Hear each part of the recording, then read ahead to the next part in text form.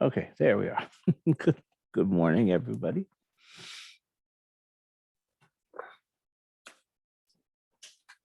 So I'm going to start with a koan this morning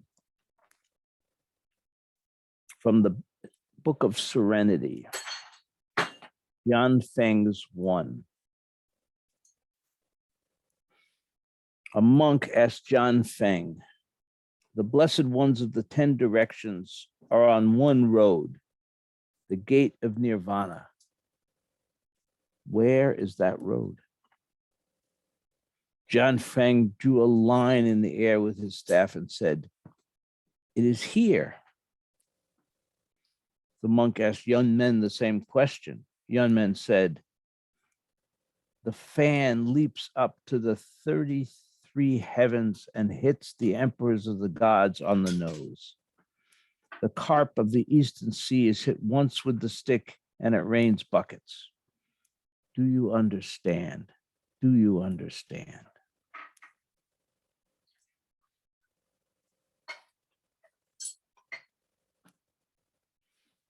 The blessed ones of the 10 directions are on one road, the gate of nirvana. Where is that road? And Jianfeng drew a line in the air with his staff and said, it is here.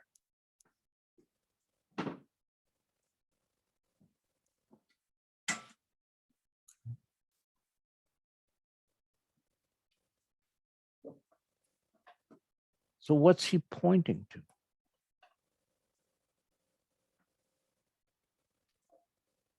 He's pointing to the fact that there's no separation between right here and right now and nirvana.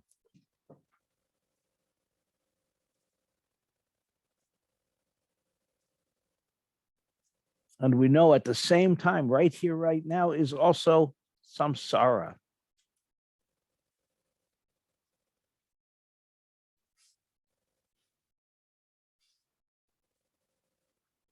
Just this ordinary life that we live is the path of the Buddhas and the ancestors, is the path of nirvana.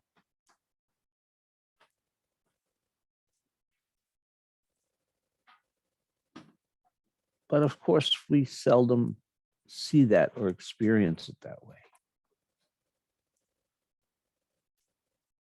Our lives are cluttered, our minds are cluttered. There's so much going on, so much of it negative, that it's hard to feel like this is it. Really? This is what I signed up for?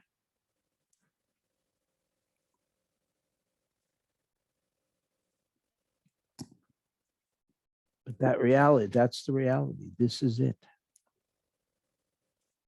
This path to nirvana is right here, right now. We are all on it.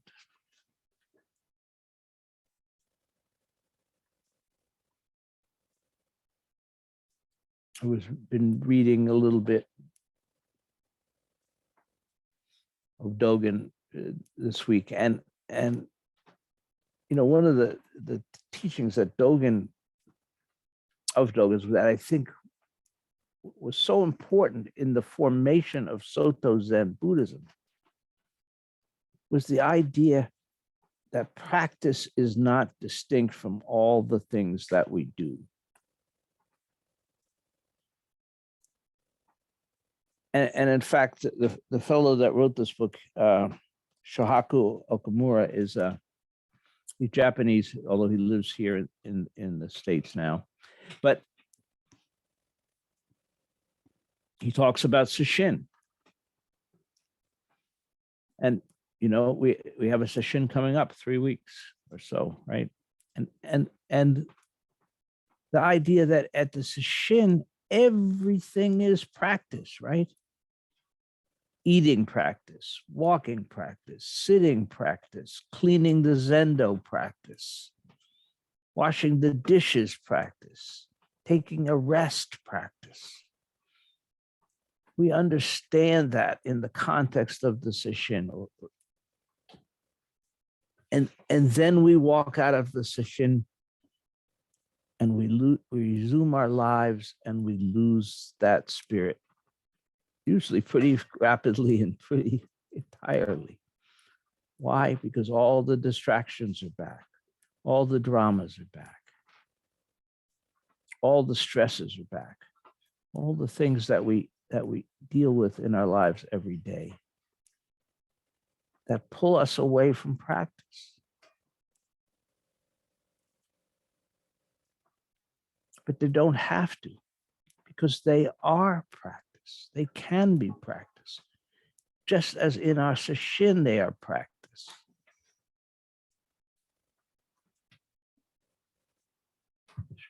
That's part of why Jianfeng is drawing that line right here.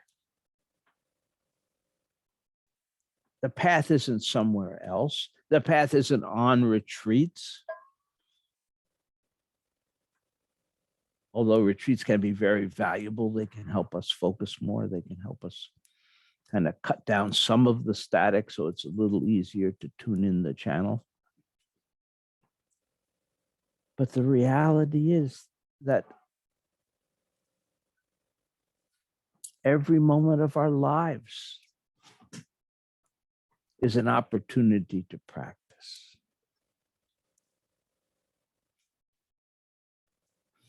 And when we practice in that way, we can potentiate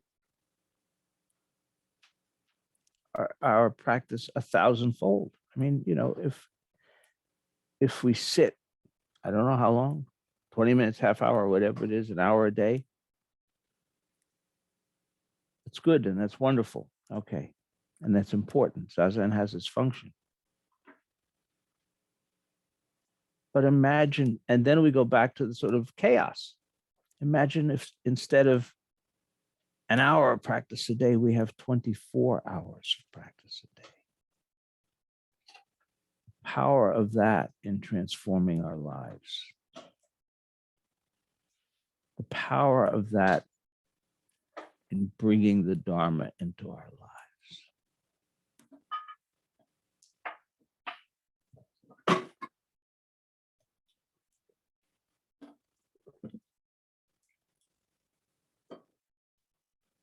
And so we have work practice, and we have school practice, and we have family practice, and we have job practice, and we have house cleaning practice, and on and on.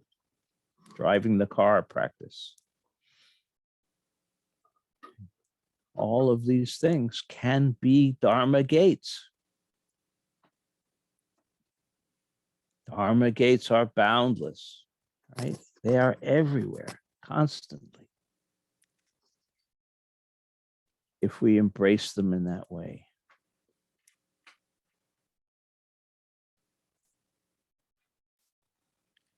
So how do we do that?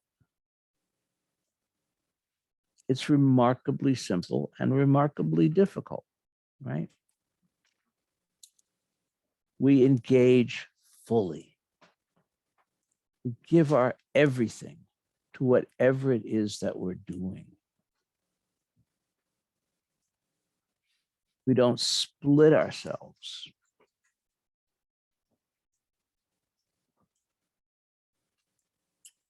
You know, I'm washing the dishes and I'm listening to music and I'm having a conversation and thinking about work today. Is that practice? The engagement I'm talking about is when I'm washing the dishes, I'm washing the dishes. When I'm taking a walk, I'm taking a walk.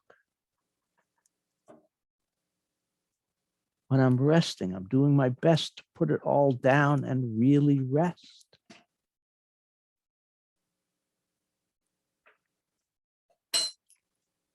But our culture encourages just the opposite. It encourages us to multitask more or less constantly, to try to get more done in less time.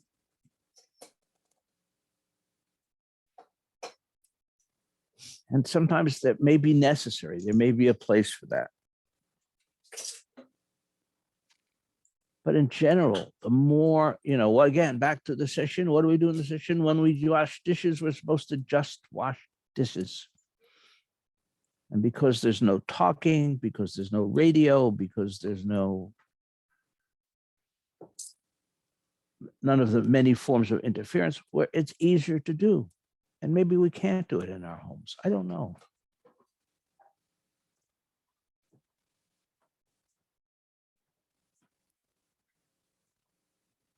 But I believe we can. Many years ago, back in the 90s, I did the mindfulness-based stress reduction internship at UMass Medical Center, blah, blah, blah.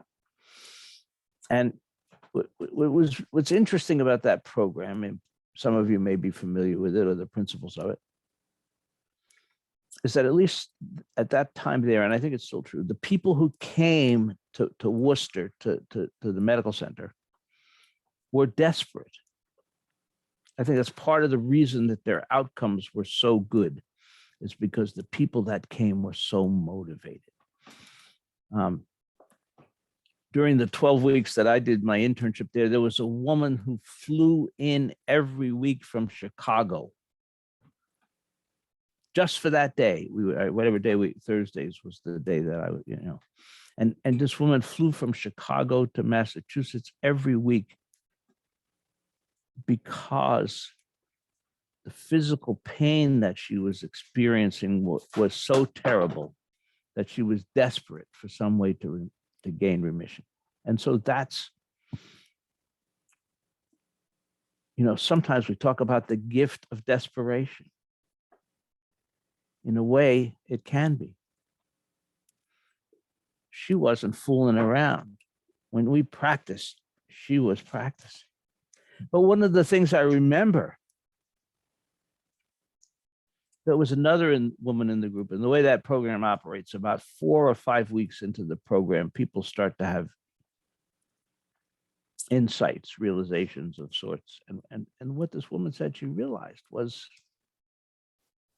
that in her home, she was living this, of course, was years ago. So her husband had AIDS. And so her big challenge in life was living with and supporting this man who was dying, because that's, at that time it was a death sentence. And she also had teenage sons. And she said it suddenly dawned on her one day that her house was never quiet, that the boys always had the radio on or something else was going on. And the first thing that she did is she said, we're going to have a rule. We're going to turn the radio off. And that was transformational. Literally, her life changed because she had introduced some quiet, some space.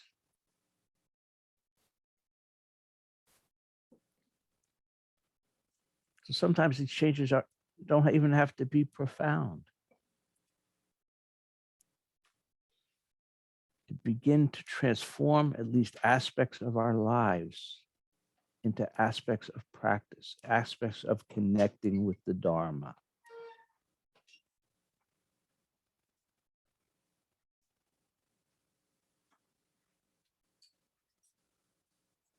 Our practice is sitting on the cushions, but it can be so much more.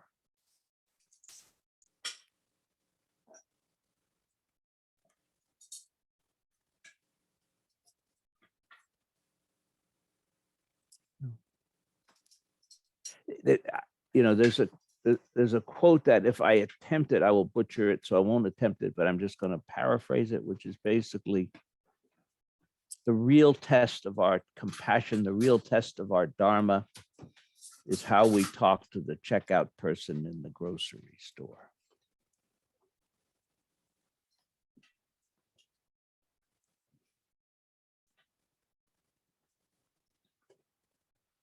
The Dharma can express itself in so many ways in our lives. And if we sort of allow it in, invite it in, come on in.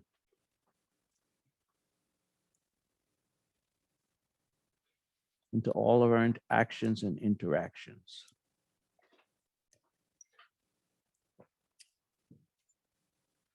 Again, it comes out of engagement. It comes out of committing ourselves. And it can come out. If we're really doing that, we probably don't have a lot to let go of. But if we're getting distracted, then we have to let go. Right? When we're fully engaged, what do we have to let go of? What does the mountain climber who's clinging to the rock on the edge between life and death have to let go of? Nothing.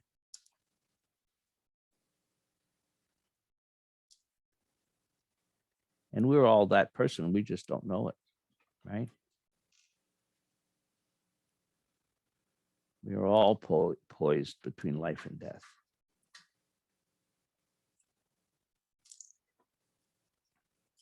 So, some of us, it's coming a lot sooner than others, but that said, there. So I want to go back to Okamura here a little bit.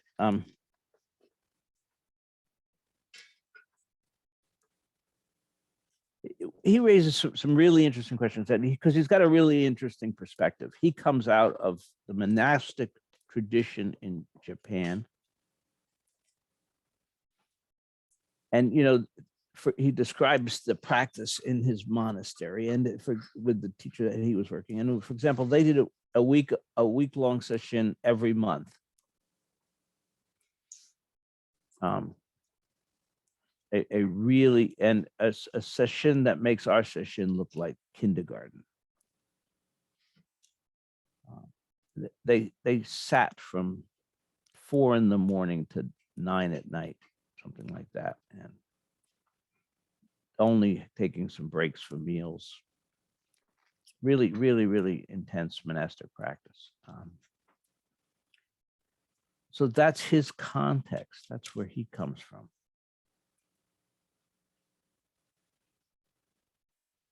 And it arose out of, he is a Soto monk, and his practice is risen out of the Soto tradition, of which Dogen is one of the key influencers. Imagine if there was Twitter in Dogen's time, would he have been an influencer? Making $100,000 a week, putting out the Dharma?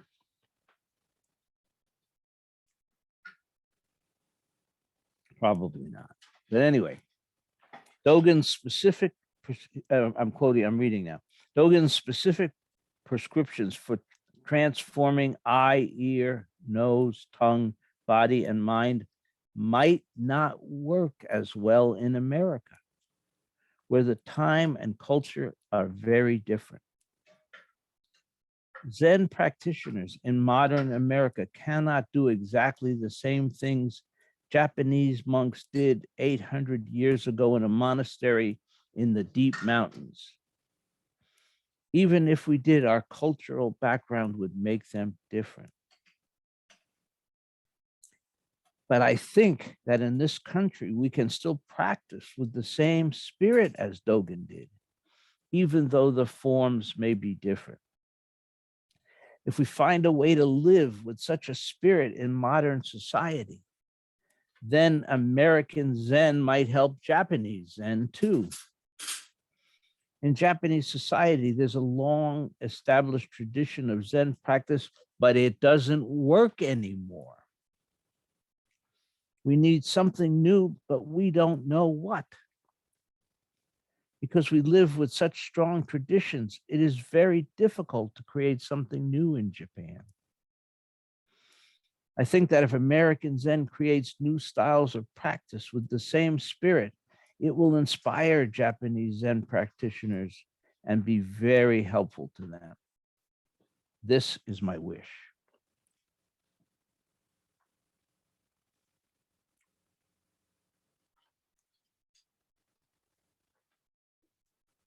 So that's interesting. Don't you think? First of all, it's like amazingly liberating to me to say that, hey, Americans, we can't practice like 800 years ago in Japan. No point even trying.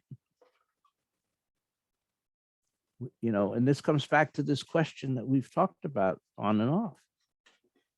You know, this question of creating an American Zen, creating a Zen that works for our lives.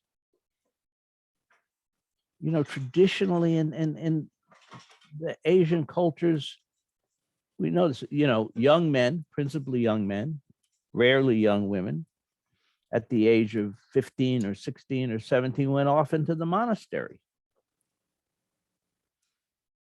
and stayed there for years. That was their life.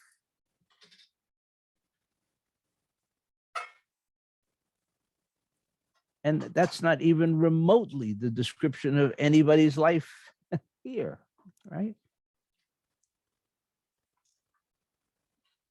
And yet he's not saying, therefore, give up, Americans, you can't have the Dharma. Quite the opposite. He's saying, Americans, you're the future. You have the opportunity to revive the Dharma in a way that Japan is sort of too stuck in its own traditional patterns to accomplish. We don't have such a rigid mold to break.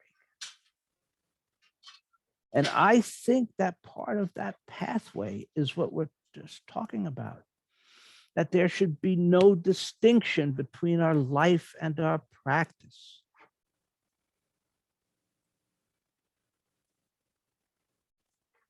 You know, there are other, you know, there are other downsides to the monastic practice, the monastic way of life.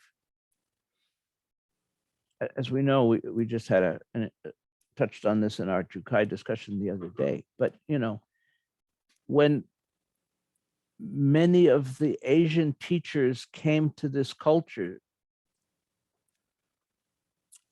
they went nuts. You know, there were temptations here that they didn't have in the monasteries. And I'm not letting them off the hook for some of the inappropriate things that they did.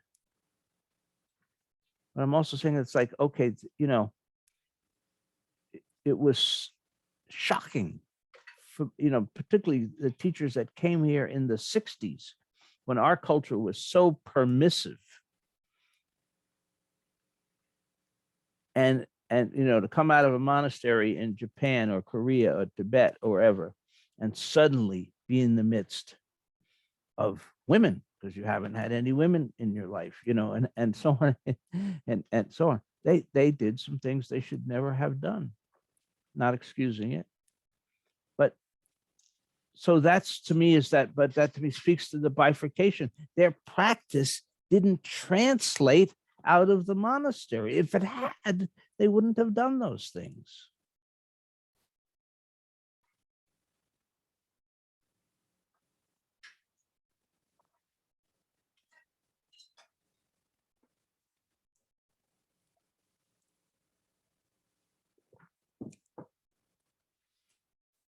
So we really need to consciously work on obliterating the distinction between life and practice. Practices on the cushions is important. Zazen is important. Zazen is essential. But it is trying to think of the right word. It should give structure to all of the other aspects of our life. It should teach us intimacy, engagement, putting our whole body and mind into whatever we do.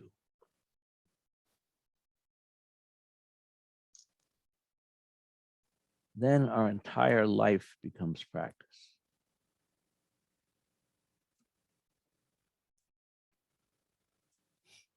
And I at least think that that's potentially a significant part of our American contribution. Not that that's a unique idea, but that we have the opportunity to take it further. Precisely because we have so many other aspects of our lives that we're constantly trying to juggle and balance and maintain practice through it all. That's a wonderful opportunity.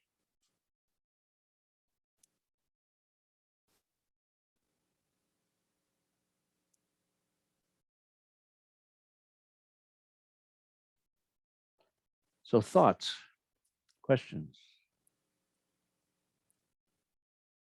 Steph used to say rebuttals, refutations, whatever you want. I love what you're saying.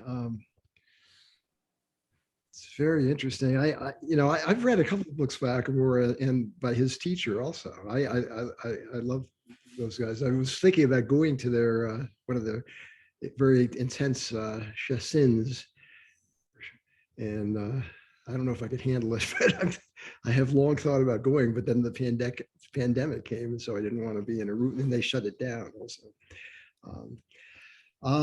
But I would like to hear your comment on one thing.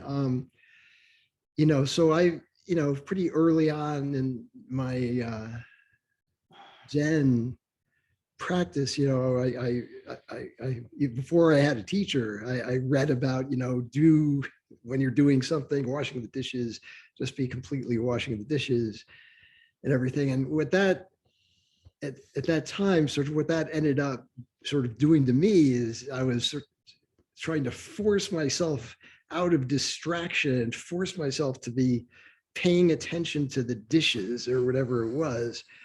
And so it actually made everything into much more of a struggle, and it was kind of crazy making.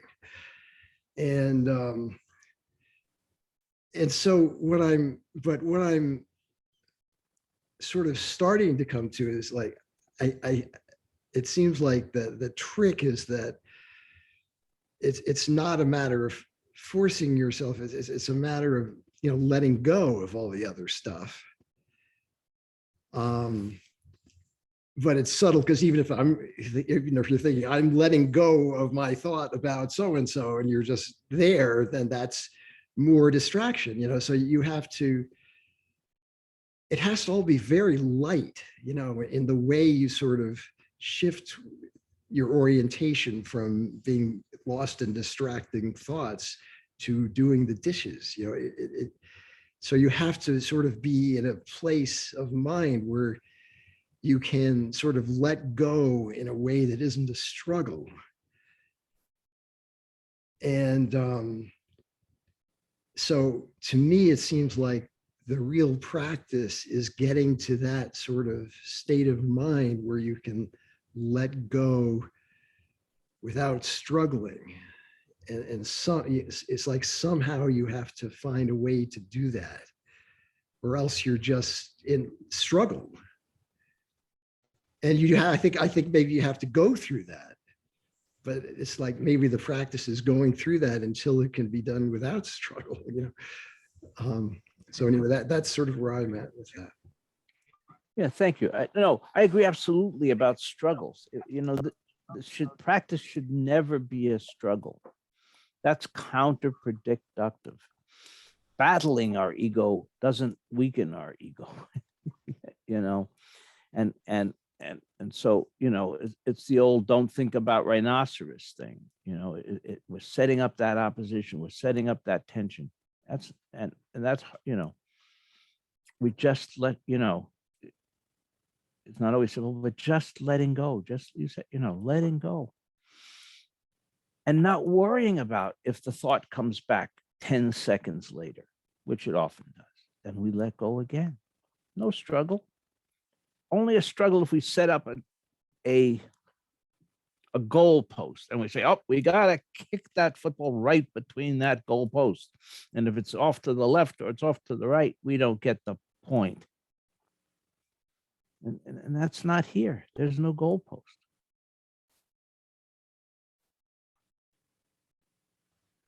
To stay with that football metaphor a minute, we're just kicking, just kick. In Kudo, Zen archery, I dabbled in that years ago. In Zen archery, you don't aim at the target at all. You concentrate on the form. You knock the arrow, you draw the arrow, you do the whole process. And then they say that the arrow releases itself, that there isn't even a conscious intention to separate the fingers. It just sort of happens. The fingers go apart and the arrow goes. And the Kyudo master puts the arrow through the center of the target every time. But they never aim. Kind of extraordinary. Kind of extraordinary. So in a way, it's a little like that. We focus on the process. Don't worry about where the arrow is going to go.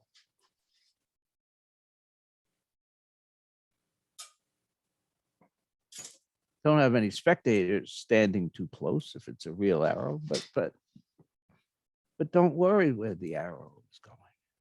Don't worry. Doing the dishes, wander off, come back, do the dishes, wander off, come back, do the dishes. Very simple.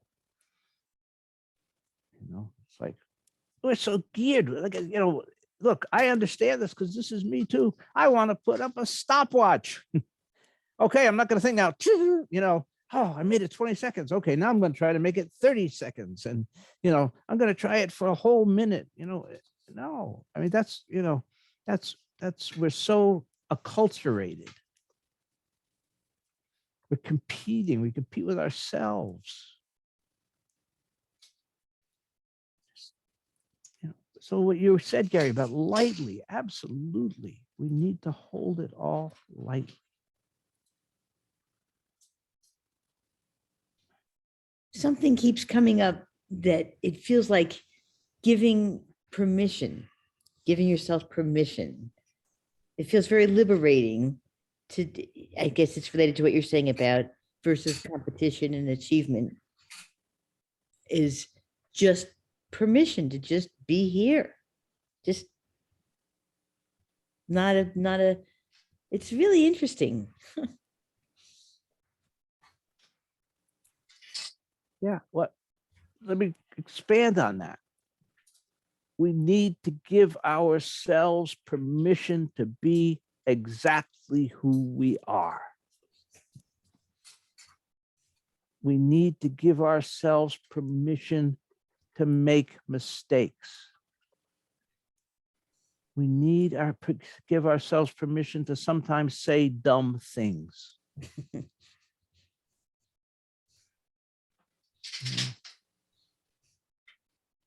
We all do that.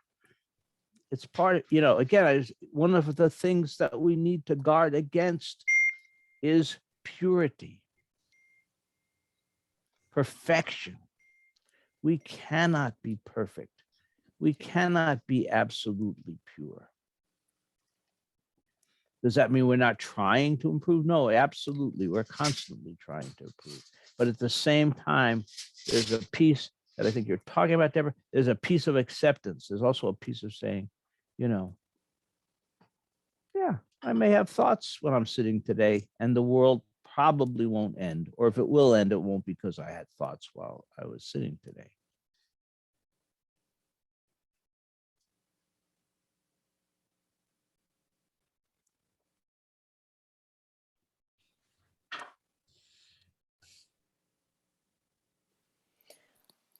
Peter, your talk about the arrow and shooting the arrow without the expectation of where you're going to be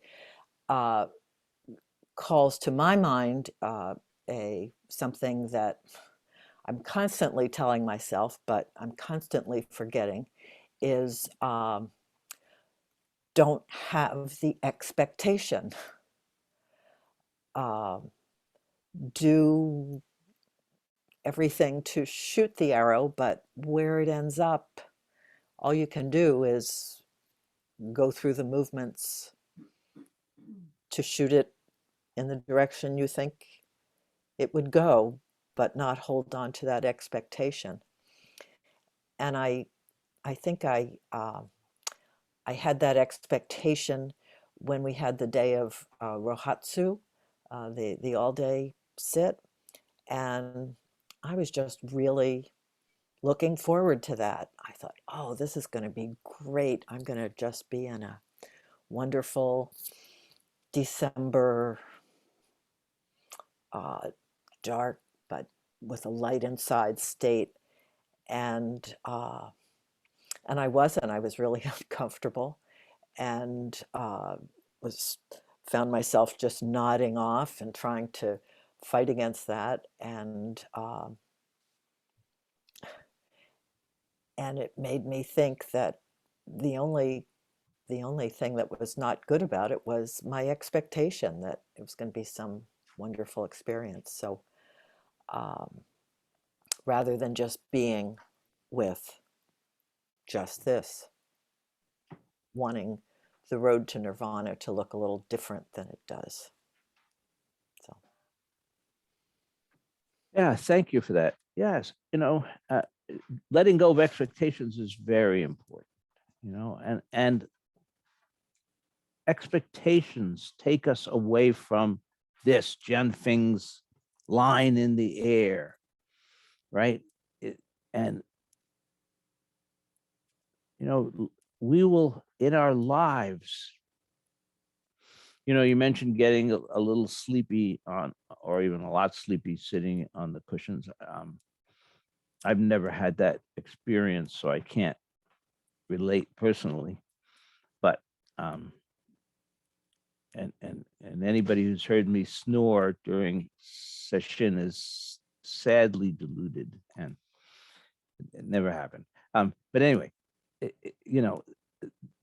those are discomforts, and they're incredibly minor discomforts. But life is made up of much larger discomforts. And we need to live through those. We need to deal with those. So in a sense, our practice in a cushion is helping us cultivate the state of mind that we're going to need if, I don't know, post-surgery, or sometime when, we have a lot of pain, sometime when we're facing difficult circumstances, the loss of a loved one, painful emotions, right? I mean, there's a level that's also what this practice is about. It's wonderful, to be able to go out in the woods, or, enjoy nature, and, but we're also going to have those times in our lives. I sometimes think, those of you that know me better, how much I love nature, how much I love to go out in the woods, but at this stage of life, I'm also thinking, I don't know how long I'll be able to do that. Maybe I'll be able to do it till I die, but maybe not. How will I live then? When one of the things that's most important to me is gone. Right? Because we don't write the script. We don't know. So it's this subtle thing. One of the reasons I'm reading Dogen is because Dogen loved nature also. Dogen loved the mountains and the waters. Dogen was sort of an ecologist thousands of years before there was such a thing. Hundreds, not necessarily, hundreds. And so this sets up these paradoxes. How do we let go? How do we not attach? How do we still engage and care?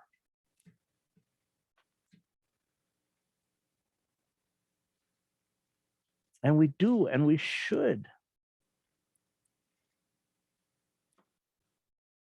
Right? How do we love this life and still prepare for the day when our life will end?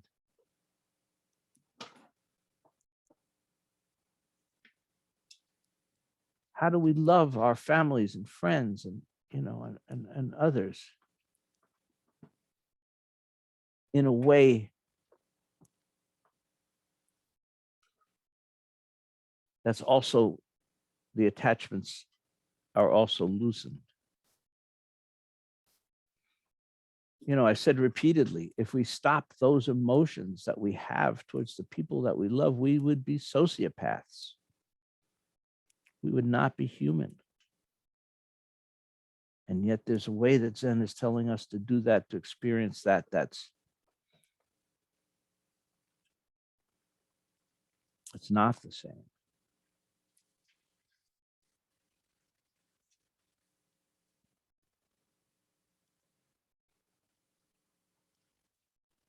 What is that way? That way is to live fully in every moment. That way is to practice in every moment. That way is to engage intimately with our lives. Then all those problems are resolved immediately.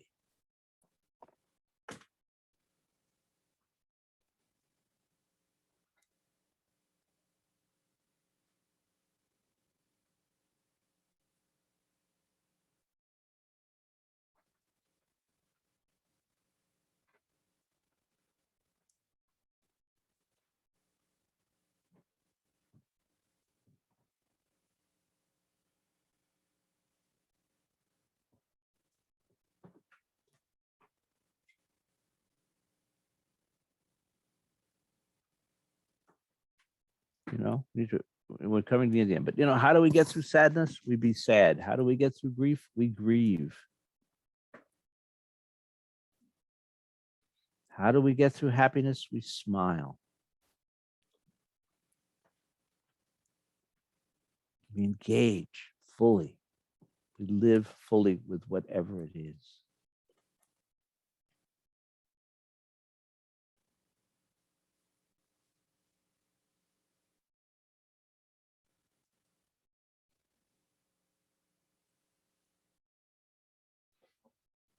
And what we find is when we stop resisting, when we stop having our own agenda, that's not necessarily the agenda that life has for us, then it all becomes a lot easier.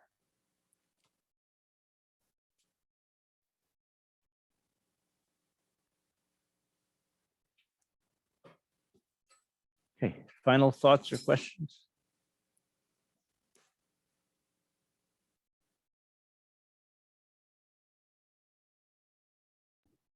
I wanted to throw this in to the conversation super quick.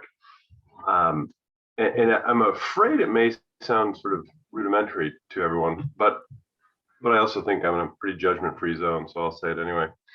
While we were just doing our meditation, our sitting, I had a bit of an epiphany is too strong of a word, but a bit of a breakthrough.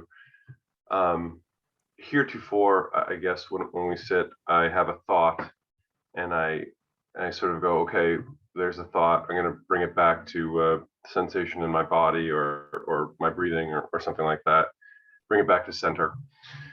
And today, I was actually thinking about the grocery store because it's Sunday, and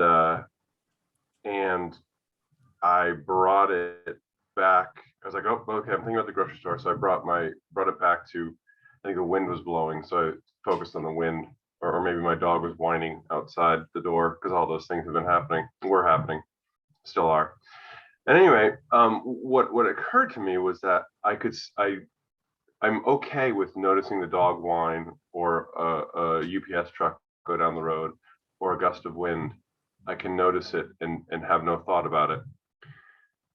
And I sort of then made a correlation of, oh, I can do the same thing about my thought.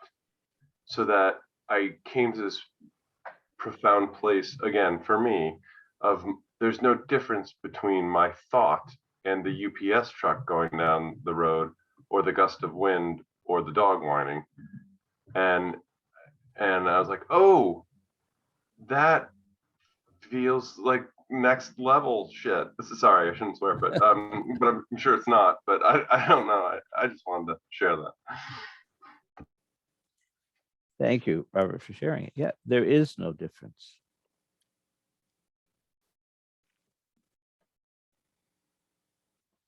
We set up those hierarchies in our minds.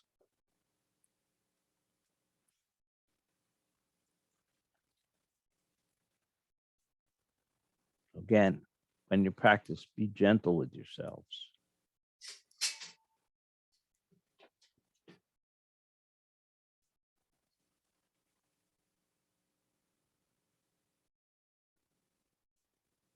Okay.